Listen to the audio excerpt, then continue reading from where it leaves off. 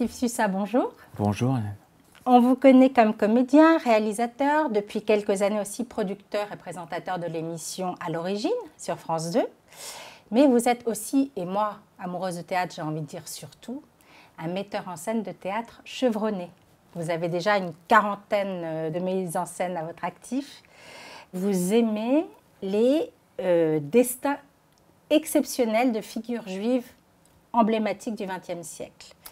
Et maintenant, évidemment, il y a Golda Meir. Donc pourquoi? C'est un hommage, c'est pour ne pas les oublier, c'est pour qu'elles nous servent d'exemple, de modèle, de courage. Quand j'étais plus petit, jeune, les biographies et les destins m'ont toujours donné du courage.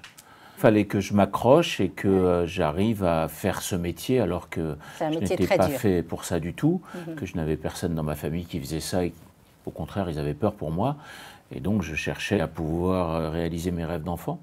Et donc, par rapport à ça, je cherchais des biographies et il m'est arrivé de tomber sur des biographies qui m'ont beaucoup aidé et qui m'ont donné de l'audace, comme Le fils du chiffonnier, Kirk Douglas, Hollywood Story, Frank Capra, même Rocky, qui est une histoire sublime. Et c'est vrai qu'en travaillant et en faisant beaucoup de pièces de théâtre, à un moment, les histoires vraies me fascinent. D'abord parce qu'elles amènent au théâtre des gens qui aiment le théâtre, mais aussi des gens qui n'ont pas l'habitude d'y aller. Et donc ça va dans mon travail et dans mon envie de désintellectualiser le théâtre, qui est vraiment un art où tout d'un coup, c'est de la force tout de suite qu'on prend. Et je trouve ça magnifique. Et pour les destins, oui. Inconsciemment, c'est venu comme ça avec le journal d'Anne Frank. Après, ça a suivi Stefan Zweig, Einstein, même avec Thierry Lhermitte, La vie de Simon Wiesenthal, Fleur de Soleil, Vladimir Horowitz, le pianiste du siècle, joué par Francis Huster, et jusqu'à Victor Young Pérez, le boxeur d'Auschwitz, ou le nageur d'Auschwitz avec Alfred Nakache, qui a interprété Amir. Comment c'est venu, Golda Meir? C'est Valérie Zarouk qui vous a apporté le rôle? 3 personnes. Valérie Zarouk qui rêvait d'interpréter ce personnage depuis des années. Eric Cohen qui voulait produire le spectacle alors que ce n'est pas son métier, juste parce qu'il avait envie que ça existe, et donc rempli d'envie et de courage. Et Michel Langlinet, un très bel auteur de théâtre, qui avait écrit plein de choses différentes et qui tout d'un coup, alors que ce ne sont pas ses origines, s'est attaché à la destinée et au paradoxe, je dirais, de ce personnage qui est un personnage et à la fois super simple et très complexe. Avant de faire le projet, je me suis demandé ce qui existait sur le projet pour pas faire une redite et pour surtout intéresser les gens à avoir le sentiment de découvrir des choses. Il y a eu des films. Oui. Ingrid Bergman a joué une très belle Golda Meir. Plus près de nous, Hélène Mirren. Oui. Et justement, quand j'ai vu Ingrid Bergman et quand j'ai vu le film avec Hélène Mirren, je me suis dit, ben, c'est formidable parce que le texte qu'on m'a apporté, il est l'antithèse de ça. C'est-à-dire que toutes les dates dont vous parlez sont la fresque historique du film qui s'appelle Golda. Dans Appelez-moi Golda, on a affaire à une femme qui redescend sur Terre, qui n'évoque pratiquement pas d'elle-même toutes ces dates clés, mais qui parle... Les dates clés, donc, sont... Donc, il y a là quand même la naissance, en 1898, oui. En Ukraine, à Kiev, oui. Mais qui fait partie de l'Empire tsariste à l'époque. À l'époque. Il y a 1906, le départ pour les États-Unis avec son père, Milwaukee, Wisconsin. Il y a ensuite 1921, où elle part avec son mari en Palestine, oui. Dans les kibbutz. Dans les kibbutz, Merhavia, où son engagement politique se renforce. Commence à s'accroître et son évidence de mission arrive. Puis son entrée dans la Histadrout, puis les années 50 où elle est au gouvernement, dans différents portefeuilles, aux affaires étrangères, dans le désordre, oui. Ministère du Travail. Elle part aussi comme ambassadrice à Moscou, je crois. Oui. Et puis, quand elle est déjà à la retraite, on lui demande de devenir Premier ministre. Donc voilà, ça, ce sont les dates clés que tout le monde connaît plus ou moins. Oui. Quoique la parenthèse américaine est moins connue. Elle est moins connue, mais ce qui est très beau dans tout ça, et ce que vous venez de finir de dire, c'est que quand on lui propose d'être Premier ministre, elle se trouve vieille, elle ne se trouve pas à la hauteur. Et tout ce qui est dit dans ce texte-là, qui sont entre guillemets l'envers du décor, de cette femme qu'on a pris pour la dame de fer toute sa vie, et qui dit toute sa vie, en fait, quand je me suis retrouvée toute seule chez moi, j'avais froid. Mais il fallait que je sois en fer pour protéger mes soldats, pour protéger mes enfants, pour protéger ma terre, pour la faire évoluer, pour la faire grandir. Et c'est tout ça, moi, qui me bouleverse. C'est le sacrifice de sa propre vie pour que sa terre grandisse, qu'elle voie le jour, qu'elle soit belle, qu'elle se répare. C'est toutes ces données-là qui font que tout d'un coup, j'ai, en plus d'une femme incroyable par rapport à son pays, j'ai un destin de femme incroyable. Un destin de femme hors norme. Oui. Au XXe siècle, oui. Ses parents voulaient qu'elle soit au mieux sténodactylo. Au mieux. Au mieux, parce que sinon elle ne pouvait pas se marier. C'est ça qui m'intéresse. Sinon, elle n'aurait pas pu se marier. Non. Une femme trop intelligente, ça fait peur à l'époque. Oui. Donc, et puis une femme surtout qui choisit son mari et qui ne laisse pas ses parents le faire. Et qui fume trois paquets de clopes par jour. Exactement. Ça, c'est moins grave à l'époque. Exactement. Et un mari qui lui parle en mettant la musique de plus en plus fort pour qu'il l'accepte le fait que tant que sa présence ne sera pas marquée, elle ne lui parlera pas. C'est ça. Et pour lui montrer aussi qu'il fait partie de sa vie. Exactement. Parce que exactement. Et il y a tout ça dans la pièce. C'est une femme politique qui a sacrifié sa vie personnelle. Mais vous parlez d'une vie de sacrifice. Mais elle a sacrifié son couple. Oui. Mais aurait-elle pu faire autrement? Non, je pense qu'on ne peut pas tout avoir. Il s'est marié avec une femme passionnée. La politique, c'est son premier mari. Bien sûr. C'est son premier mari. Elle me rappelle, et elle a beaucoup pour moi de similitudes avec Simone Veil. Ces femmes très ancrées comme ça, avec une séduction très particulière, avec une séduction robuste, qui passe par une conviction. Elles ne sont pas dans la séduction, elles sont dans la conviction. On tombe amoureux de leur conviction et qui en fait sont encore plus belles que belles parce que tout d'un coup, elles ont une mission. Elles sont en chemin vers quelque chose et elles lâcheront rien. Et je pense que ce personnage-là, on le voit au fur et à mesure des représentations, il n'est pas connu dans l'envers de son décor, il n'est pas connu dans son humanité. On l'a beaucoup vu dans sa cuisine, il y a une photo célèbre dans sa cuisine. Bien sûr, bien sûr, bien sûr. Donc c'est l'envers du décor officiel un petit peu. Exactement. Et là, tout d'un coup, il y a des gens qui percutent avec cette tendresse, avec cette fragilité, avec cette douceur. Ce qu'on ne prend avec les enfants, voilà, avec son petit-fils Daniel. Daniel. Amour d'enfant et cette passion pour son petit-fils. Et tout ça, je trouve que c'est tellement authentique que ça devient magnétique. Valérie Zarouk, elle est exceptionnelle. Ça doit être dur de passer après ces stars hollywoodiennes, mais elle le fait à sa manière. Elle le fait à sa manière et ça, c'est ma marque de fabrique, exactement. Si vous permettez. Il ne faut pas essayer de singer. Il ne faut pas jouer, il faut vivre. Il faut se dire, qu'est-ce que j'aurais fait à sa place? Je me retrouve là, dans ce contexte, dans cette époque. Comment je le vis, comment je le respire, comment je l'ancre. Et donc, en fait, j'aurais pris une autre actrice, ça aurait été un autre spectacle.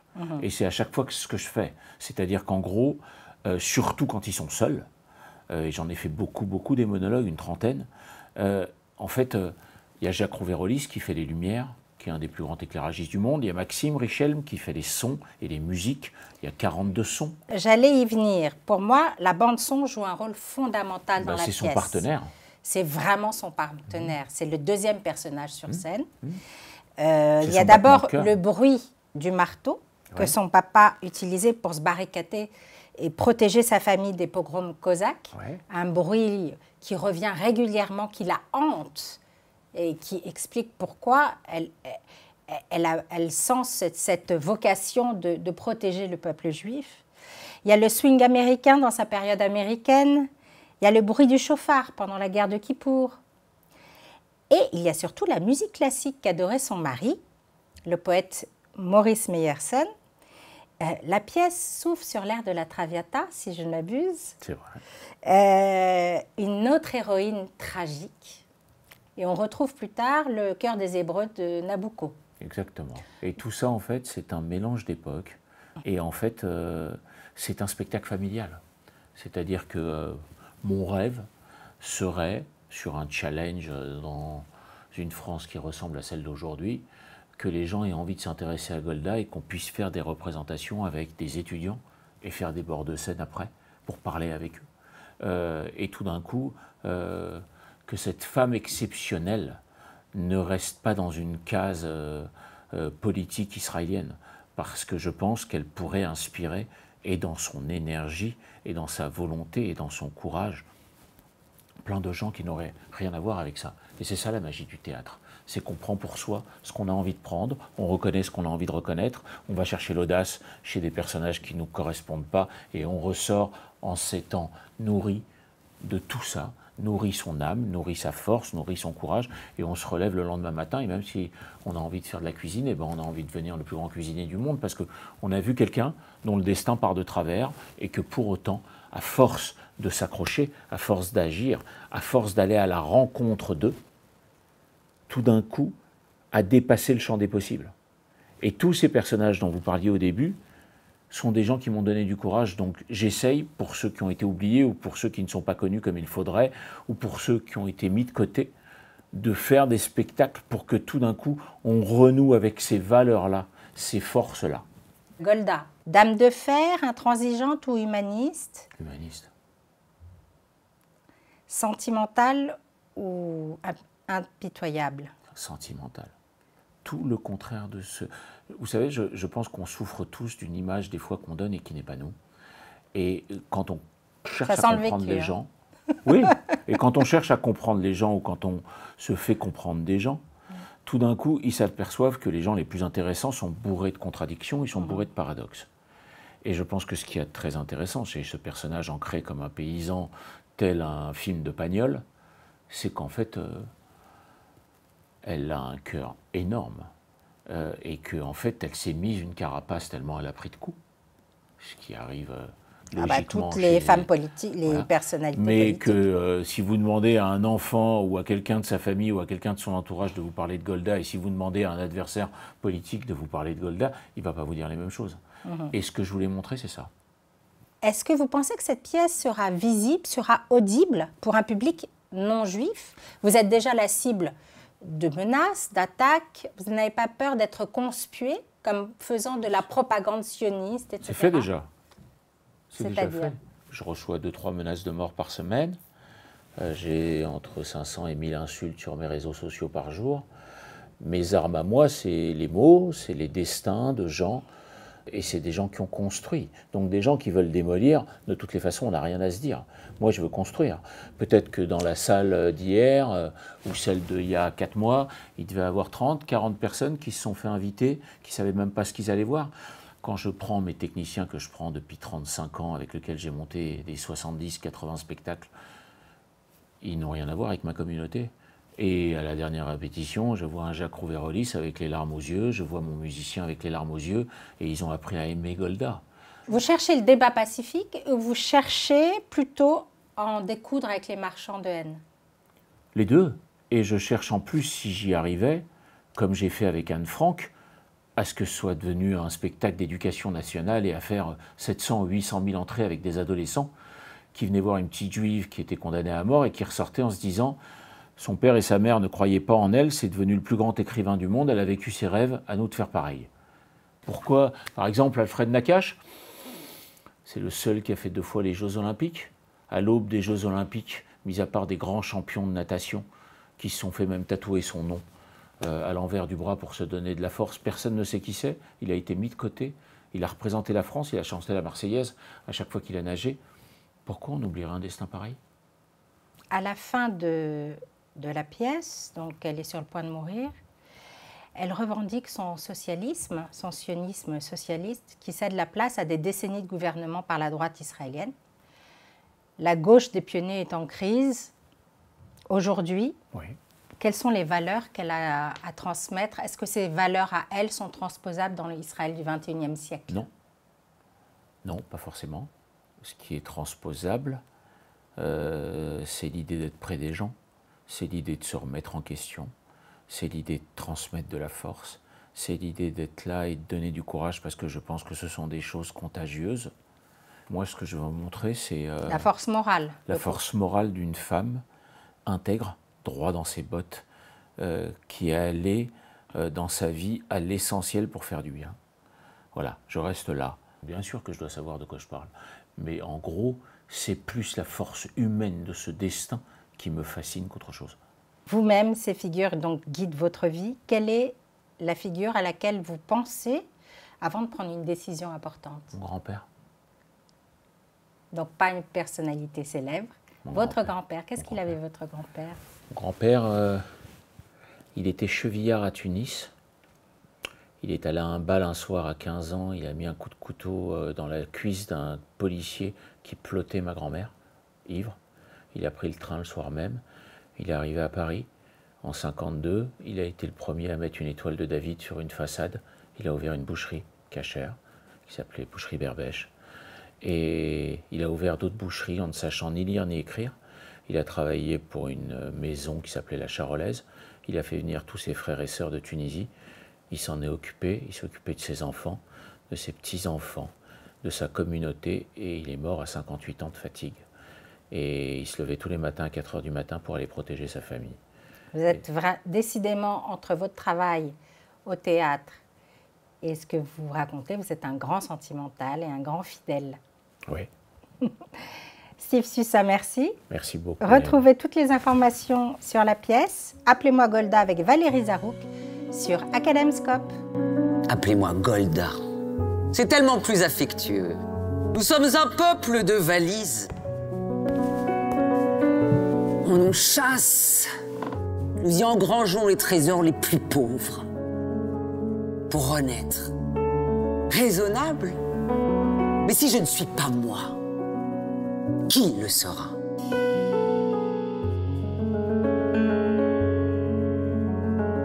Et du courage des pionniers dans les kibboutz, en terre promise. Le seul lieu où nous pouvions enfin être maîtres et non victimes de notre destin. C'est beaucoup plus qui un jour s'appellerait Israël. Dans ma vie, j'aurais connu 5 guerres. Vous vous rendez compte? Jamais sereine, Golda. On va se battre.